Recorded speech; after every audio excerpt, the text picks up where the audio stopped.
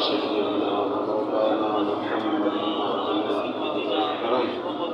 وآلہ وصحبہ وبارک وسلم.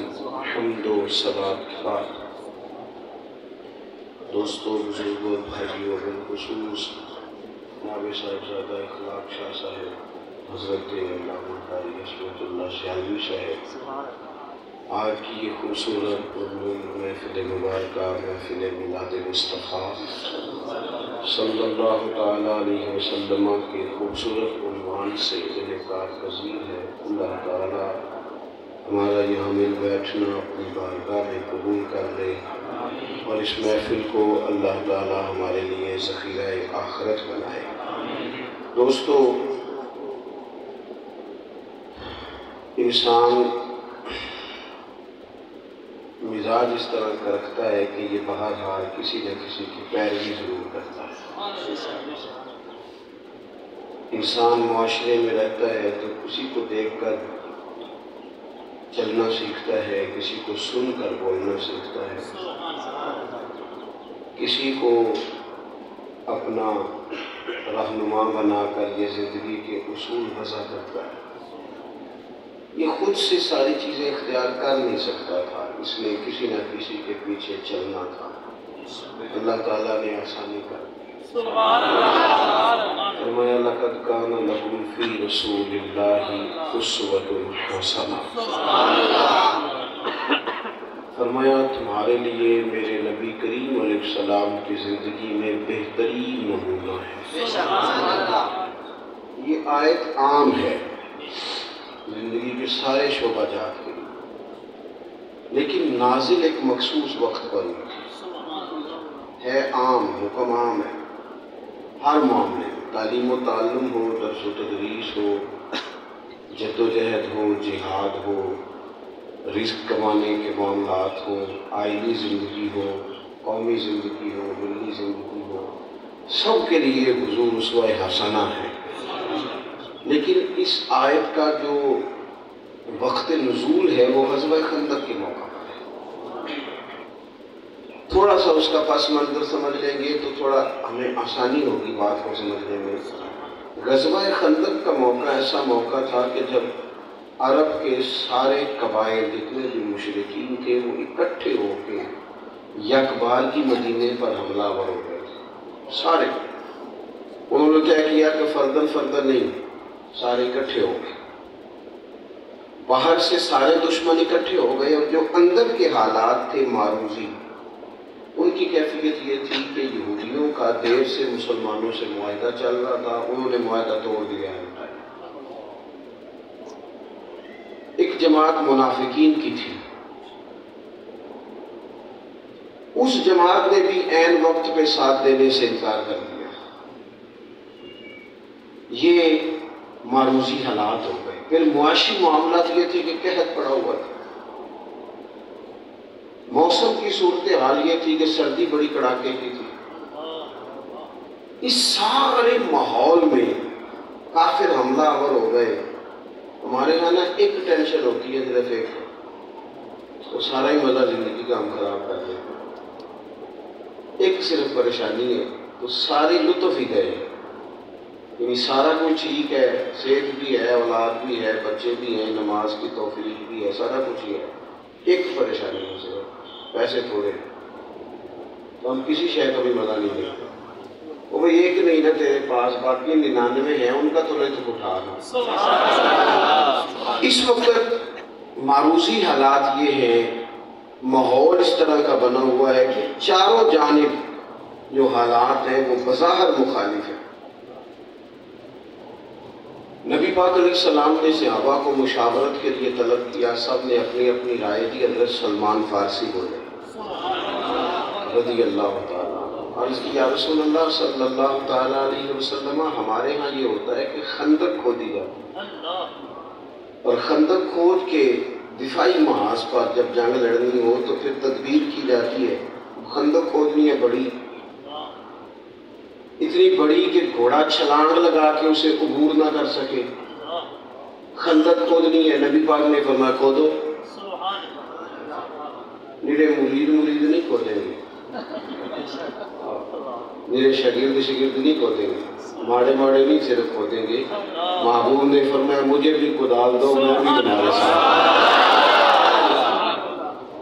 بلکہ صحابہ فرماتے حالت یہ ہو گئی کہ جو چٹان ہم سے نہیں ٹوٹتی تھی نا، حضور نے فرمایا مجھے دو نا افضال، میں تمہیں توڑ کے دیتا ہوں۔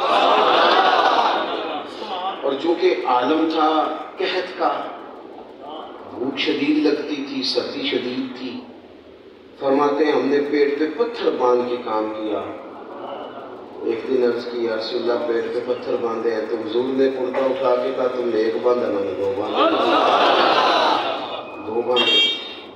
اس ماحول کے اندر ایک مہینہ پورا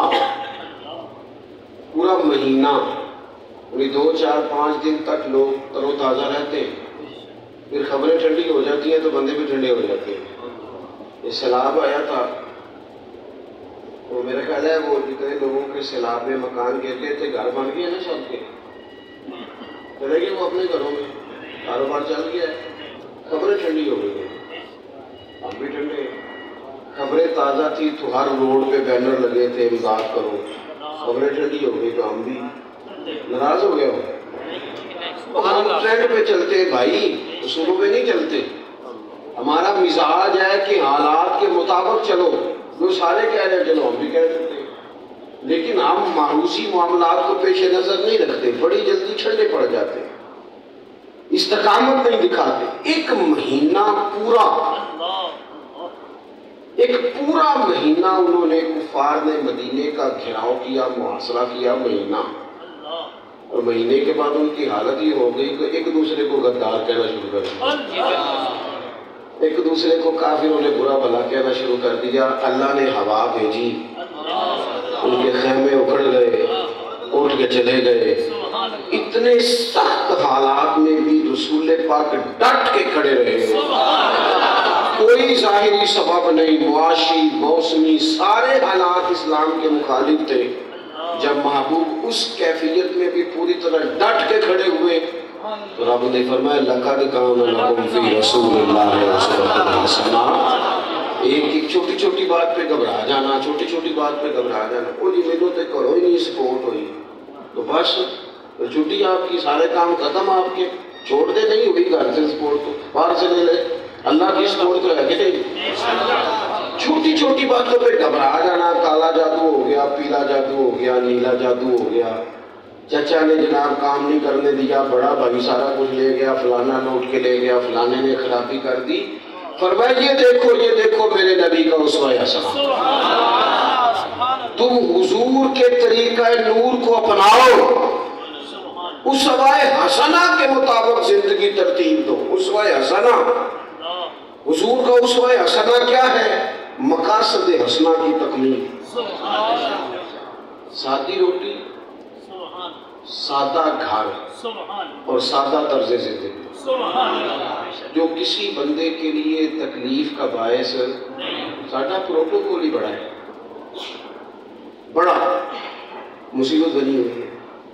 یعنی ایک تو ہے نا یہ جتنے مالی سیاسی لوگ ہیں ان سب کے پروٹوکول ہیں، ان کے بڑے مسئلے، چھوٹی چھوٹی چیزیں، وہ بہت ساری جگہوں پہ ناراض ہو جاتے ہیں، کہتے ہیں میں تم نے استقبال ہی نہیں کیا، حالانکہ میں تمہارے علاقے کا نمائندہ ہوں، اتنے بندے ہی نہیں آئے، مشکل ہو جاتی ہے۔ اور پھر یہ بات آگے بڑھتی ہے، جب یہ اپنے بڑے لیڈر کے پاس جاتے ہیں تو پھر بعض پرس ہوتی ہے کہ تم جن سے ہی تھوڑے بندے نے آیا تھا، کیا مسئلہ تھا، تیرا قافلہ چھوٹا تھا، بیچاروں کو ویڈیو بنانی پڑتی ہے، 100 تو یہ پروٹوکول ہے۔ یہی مسئلہ پیران نظام کے ساتھ ہے۔ ایک میرا پیر بھائی تھا، آپ کو آواز تو آ رہی ہے نا میری، وہ ہمارے حضرت صاحب کے ہاتھ نہیں چومتا، بہت سارے لوگ نا اسے گھور کے دیکھتے تھے کہ تکو ہاتھ ہی نہیں چومتا پیران دے، یہ بھی مصیبت ہے نا۔ اب مجھے بتاؤ ہاتھ چومنا واجب ہے؟ فرض ہے؟ کیا مصیبت کیا ہے؟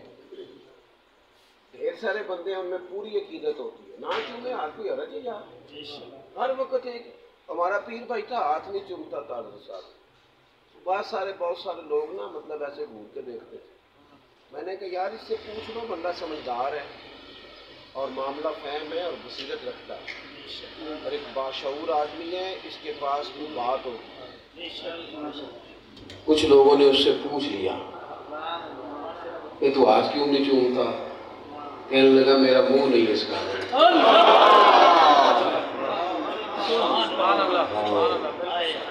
میں کو جاتے راج کے کو جاتا تے کو جا جویں ہنیرا تے او سونے تے راج کے سونے تے سونے جویں سویرا۔ منہ نہیں ہے اس قابل یار، وہ دیکھو تو صحیح، دیکھو نا وہ لوگ کتنے بڑے ہیں، اور میں دور بھی نکل جاتا ہے، کوئی ایسی بات نکل جاتی ہے، منہ پاک نہیں رہتا، لہذا ادب نہیں۔ وہ میرے بھائی کچھ لوگ تو آنکھوں کا وضو رکھتے ہیں، تو ہم دینا بنا وجہ کے مفت کے پروٹوکول، کوئی لینا نہیں، کوئی دینا نہیں، کوئی کچھ نہیں۔ چیزوں کو سمجھیں، حضور کا اسوہ حسنہ، سادہ طرز زندگی، تکلفات سے بری۔ اگر کوئی بندہ خود جان بوجھ کے اپنی کوئی عزت بنا لیتا ہے نا کہ میری بڑی شان ہے، وہ بڑا ٹینشن میں رہتا ہے، اسے پریشانی ہوتی ہے کہ فلانے نے سلوٹ ہی نہیں کیا، فلانا بندہ آیا ہی نہیں۔ آپ یقین کریں بڑے لوگوں سے ملنے کو جی جاتا ہے، لیکن لوگوں نے اپنا پروٹوکول بنا لیا، جائیں گے تو وہ پچھلے کی کارکن کی کہنے کو تجھے ہوتے ڈر گیا ہو، مصیبتیں بنا لی۔ سادہ طرز زندگی، سادہ۔ اگر کوئی کہتا حضور سے کہہ دیتا، نبی پاک سے، حضور بات مان لیتے، نبی پاک بات مان لیتے۔ اگر گنجائش ہو، وقت ہو، موقع ہو تو بات ماننے میں حرج نہیں ہوتا۔ حضرت عثمان بن مالک رضی اللہ تعالیٰ عنہ بینائی کمزور ہو گئی، ایک دن حاضر ہو کے عرض کی حضور اگر میرے نصیب چمکے آپ مناسب سا جانے تو میرے گھر میں تشریف لے آتے۔ محبوب نے فرمایا کیا کرو گے؟ عرض کی حضور کسی گھر کے کونے میں 2 رکعت نماز آپ پڑھ دیجئے گا، میں جب تک زندہ رہوں گا وہاں نماز ہی پڑھتا رہوں گا۔ حضور نے کیا فرمایا؟ تو میں کل ہی آ جائے گا، کل ہی سویرے ہی۔ حضور صبح چلے گئے، دروازے پہ جا کے سلام لے کہا آ جائے، حضور بسم اللہ، اندر داخل ہوئے تو نبی کریم غلام سے فرماتے بتا کہاں پڑھنی ہے نماز؟ جہاں تم کو ادھر پڑھ دے، حضور نے پڑھ دی۔ وہ میرے بھائی اگر تھوڑا سا نا حضور کا اسوہ اپنائیں، مفت کے مسئلے، مفت کے پروٹوکول، مفت کی کہانیاں، بلا وجہ کے معاملات، بلا وجہ۔ اب تو ایک اور رسم بنتی جا رہی ہے، کسی کو اگر کوئی بندہ بڑا آدمی ہے تو اس نے پھر بڑا مزاج بنا لیا کہ نہ پاؤ پانی جلدی پلاؤ تو میں آیا۔ یہ اگر میں ڈائریکٹ مل لوں گا تو بندے سمجھیں گے تو شاہی کوئی نہیں، سامنے بیٹھا ہے دروازہ کھول کے، مطلب تھوڑا سا نا پتہ چلے کہ کوئی بندہ آیا گیا ہے۔ حضور کا اسوہ اپنائیں، نبی پاک کا طریقہ اپنائیں۔ حضور نہ سادہ روٹی کھا لیتے، حضور علیہ السلام سرکے کے ساتھ کھانا کھا لیں، اللہ کے محبوب کھجور پانی پہ گزارا کر لیں، حضور سادے کپڑے پہن لیں، نبی پاک علیہ السلام چمڑے کا بستر، اللہ تعالیٰ سے مالک کہتے ہیں میری ماں حضور ہمارے گھر آتے چمڑے کا بستر بنایا، حضور چمڑے کے بستر پہ آرام کرتے۔ کہتے ہیں حضور اٹھ کے جاتے نا تو میری اماں بوتلیں لے کے بھاگتی پھرتی، میں عرض کرتا اماں جی کیا کرنا ہے؟ کہنے لگی وہ حضور کا پسینہ جہاں گرا نا بوتل میں سنبھالتا ہے۔ اماں اس کا کیا کرنا ہے؟ کہنے لگی دلہنوں کو لگائیں گے ایسی خوشبو تو کہیں سے آتی نہیں جو حضور کے پسینہ مبارک سے آتی۔ تو میرے بھائی ہمارا مزاج، ہماری طبیعت، ہمارا لہجہ بوجھ بنتا ہے، تکلیف ہوتی ہے بہت سارے لوگوں کو، بالخصوص جو بندے، کچھ بندے کا خیال ہے کہ میں جی گھر جاؤں تو کوئی شاہد ہی نہیں، کیوں تسی ہٹلر ہو؟ کیا مسئلہ ہے؟ ایسا کون سا پیچیدگی ہے جناب جو آپ گھر چلے جائیں تو بندہ سانس نہیں لیتا؟ کیا معاملہ ہے؟ کیا ہے آپ جج صاحب ہیں تو باہر ہوں گے، وکیل ہیں تو باہر ہوں گے، ٹیچر ہیں تو باہر ہوں گے، علامہ صاحب ہیں تو باہر ہوں گے، پیر صاحب ہیں تو باہر ہوں گے۔ یہاں تو بیٹے ہیں کسی کے، یہاں تو بھائی ہیں کسی کے، یہاں تو شوہر ہے کسی، یہاں تو جناب آپ والد ہیں کسی کے، یہاں تو کیفیت یہ ہے کہ مصطفیٰ کریم کے نواسے کندھوں پہ چڑھ کے کھیلتے ہیں۔ حال یہ ہے کہ نبی پاک علیہ السلام کی پیاری زوجہ سیدہ طیبہ طاہرہ ام المومنین حضرت عائشہ صدیقہ رضی اللہ تعالیٰ عنہ فرماتی ہیں حضور جب تک گھر رہتے تھے، اتنی مصروفیت باہر ہے لیکن جب تک حضور گھر رہتے تھے نا ہمارا کوئی نہ کوئی کام نہیں کرتے رہتے تھے، لاؤ یہ کام کر دوں، یہ کام کر دوں، وہ کام کر دوں۔ حضور کے اس وقت ہمارے ہاں لوگ کہتے ہیں پتہ ہے جی سنت پہ عمل کیا ہے، پگڑی باندھو، سنت پہ عمل یہ ہے کہ مسواک پڑھو، سنت پہ عمل یہ داڑھی رکھو، بالکل یہ ساری سنتیں اس میں کوئی شک نہیں، 100% یہ درجات ہیں، لیکن حضور کی پہلی سنت جس کا لوگوں کو پتہ چلا تھا وہ تو صادق اور امین ہونا ہے۔ صادق اور امین ہونا نہیں تو سنت ہے نا، یہاں سے بات شروع ہوئی تھی نا بھائی۔ نبی پاک علیہ السلام نے فرمایا حضرت انس بن مالک رضی اللہ تعالیٰ عنہ سے کہ اے انس، اے میرے بیٹے، تم سے ہو سکے تو صبح اس حال میں کرنا کہ تمہارے دل میں کسی کا بغض نہ ہو۔ اور اگلے لفظ یہ ہے کہ حضور نے فرمایا یہ میری سنت ہے۔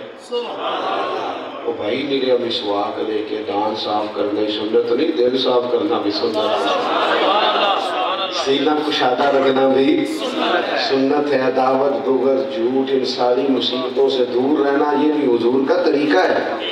تو نبی پاک کا اسوہ حسنہ، نبی پاک کا طرز حیات، حضور کی زندگی مبارک جو حضور نے گزاری ہے، جو نبی اور رسول دنیا میں آتے ہیں وہ اس لیے آتے ہیں کہ ان کی فرما برداری کی جائے۔ وَمَا أَرْسَلْنَا مِن رَسُولٍ إِلَّا لِيُطَاعَ بِإِذْنِ اللَّهِ۔ اللہ فرماتے ہیں رسول جو بھی دنیا میں آئے ہم نے اس لیے بھیجے تاکہ ان کی اطاعت کی جائے۔ ہم نے حضور کے نقش قدم چلنا ہے، حضور کے قدم بقدم زندگی گزارنی ہے۔ میلاد مصطفیٰ کریم علیہ السلام منانے والوں، میلاد انقلاب کا نام ہے، انقلاب کا۔ جب آپ میلاد مناتے ہیں تو آپ چیلنج کرتے ہیں دنیا کی ساری قوتوں کو، آپ چیلنج کرتے ہیں، آپ کہتے ہیں میلاد سے پہلے قانون اور تھے، میلاد کے بعد قانون اور ہے۔ اب سکہ چلے گا رسول پاک کا صلی اللہ تعالی علیہ وسلم، اب قانون چلے گا قرآن پاک کا۔ آپ چیلنج کرتے ہیں کہ پہلے بیٹیاں تکلیف میں تھیں، حضور نے بیٹی کو قانونی وارث بنایا، قانونی وارث ہے، قانونی، اس طرح پتر کا کہ اسی طرح بیٹی کا بھی قانونی وارث بنایا حضور۔ نبی پاک علیہ السلام نے دستور دیا، دستور۔ میلاد شریف تو انقلاب کا نام ہے، چپ کر کے میلاد مناؤ اور اس کے بعد جو مرضی کرو، جو من چاہیے زندگی گزارو۔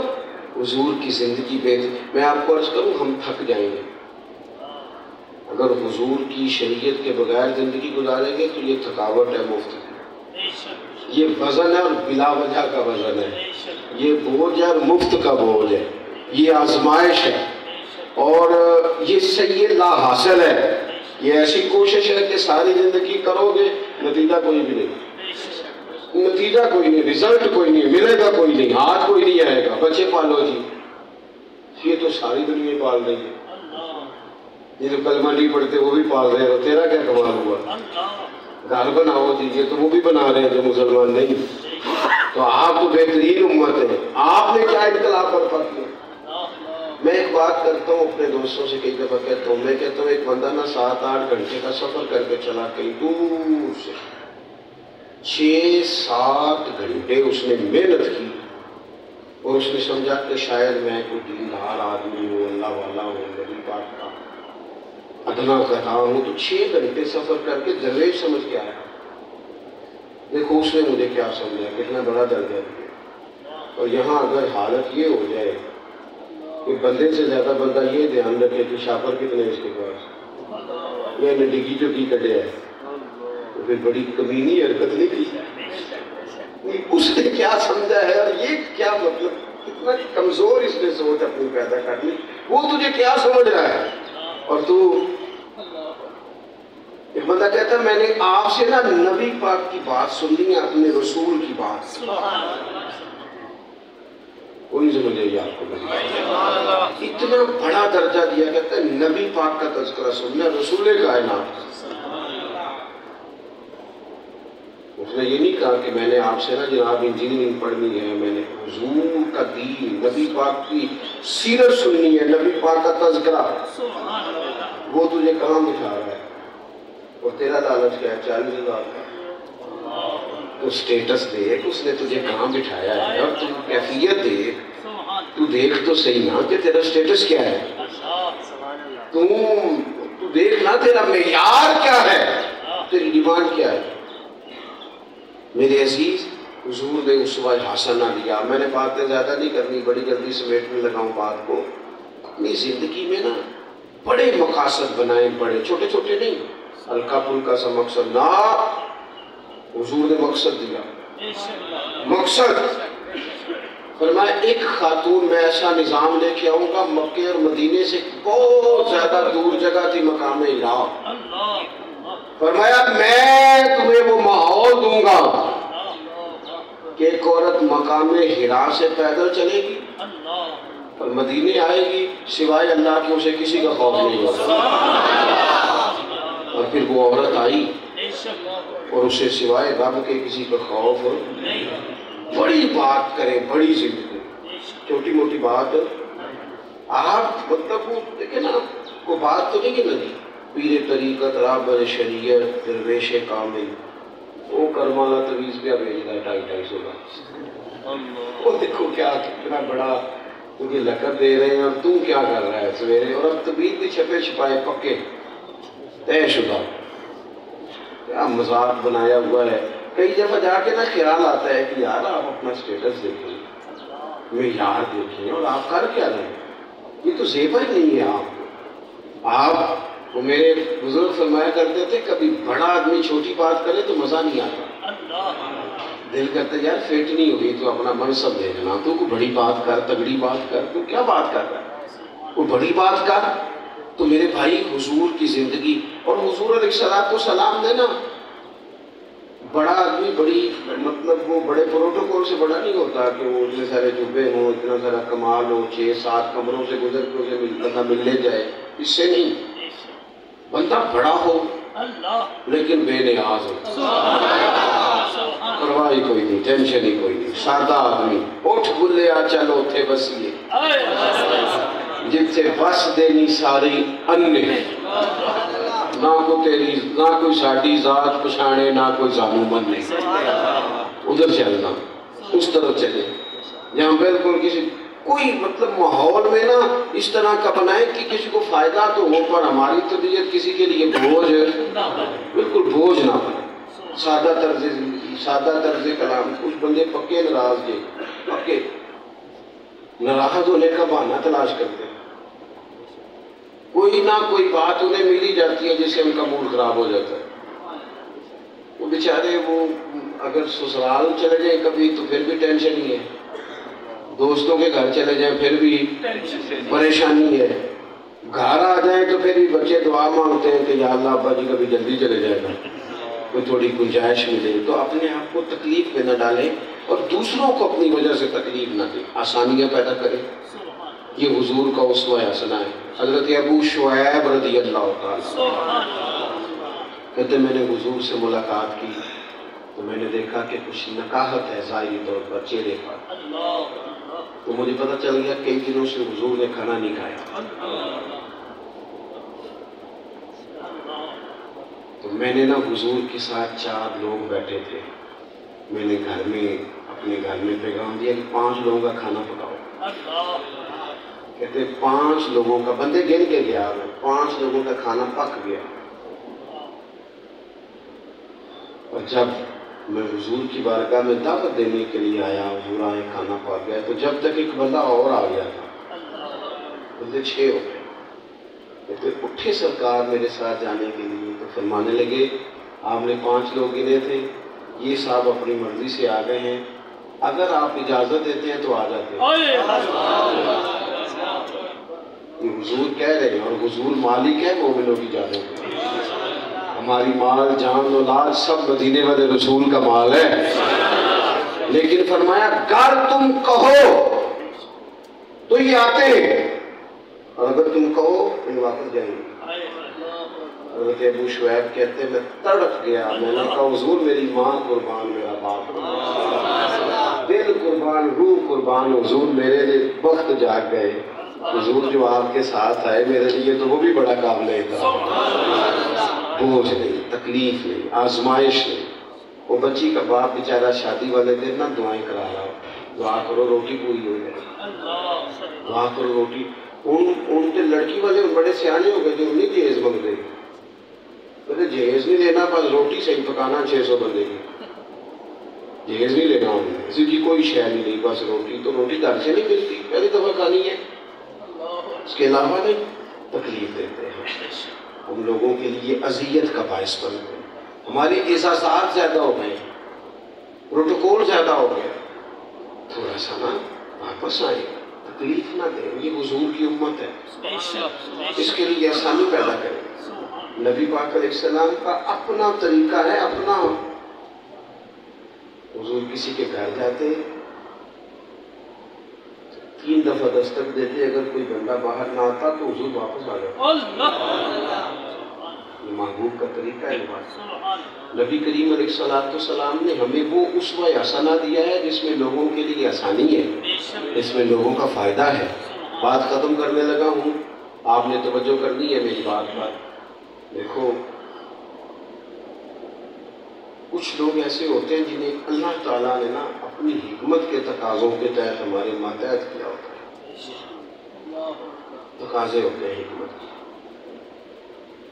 میرے استاد صاحب نے ایک دن محتمم صاحب ایک ادارے کے، ان سے دعا کرانے لگے، نصیحت کرنے لگے، دینی ادارہ تھا، تو ساتھ میں انہیں یہ بھی کہا کہ کمیٹی والے تھوڑا پریشان کرتے ہیں، تو استاد صاحب کہنے لگے آپ اس طرح کریں، ہمارے استاد صاحب محتمم صاحب سے کہنے لگے آپ باقی سارے عملے پہ نرم ہو جائیں، تو امید ہے کہ یہ والے جو ہے نا یہ آپ پہ نرم ہو جائیں۔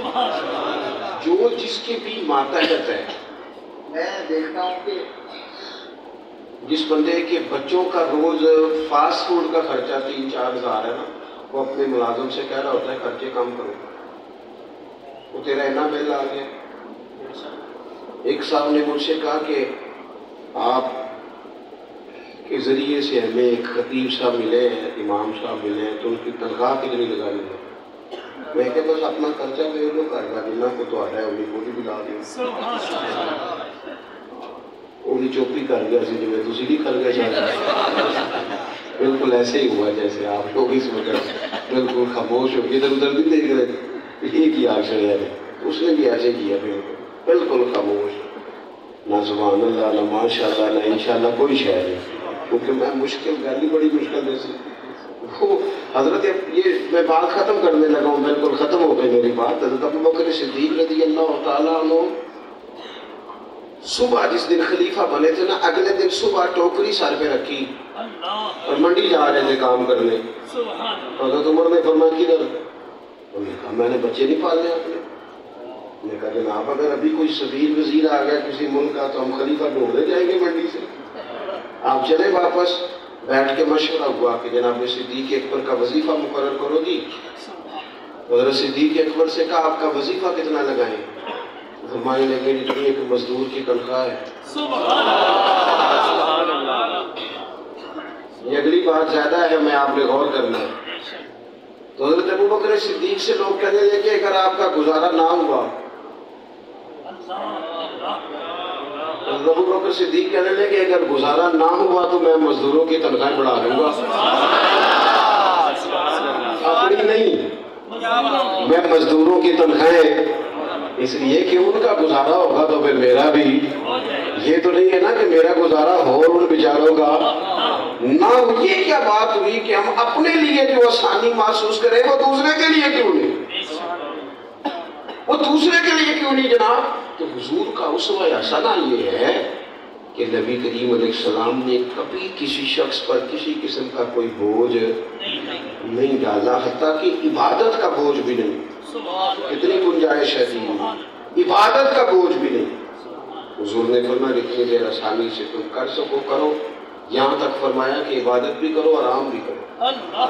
فرمایا جس طرح شریعت کا حق ہے تمہاری آنکھ کا بھی تمہارے اوپر حق ہے، تمہارے جسم کا بھی تمہارے اوپر حق ہے، اسے آرام دو۔